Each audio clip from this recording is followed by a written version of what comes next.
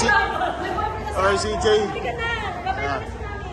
Okay, CJ. Hindi natin nakuha yung game 4. Ano ba nangyari? Tingin mong maganda naman simula mo, maganda naman yung 3 points mo, pero by the fourth quarter, parang doon tayo medyo kumawala yung Ginebra.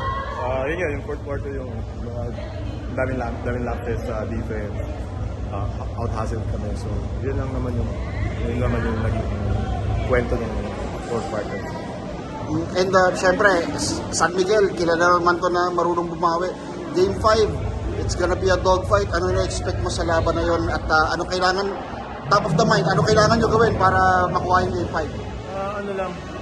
Kailangan namin tapatan yung energy nila. Adjust kami sa defense. And hopefully,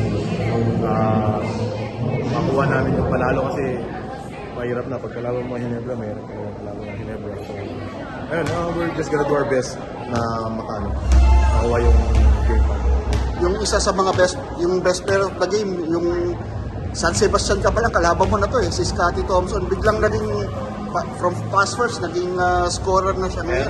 Nagulat ka ba na ganito yung pinakita ni Scottie? I think big factor yung scoring ni Scottie ngayon. Alam naman natin kung ano yung kaya niyang gawin.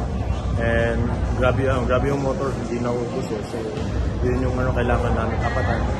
I think triple-double siya ngayon. So, yun yung namin eh. Yun yung hindi namin napaghandaan na he's gonna score.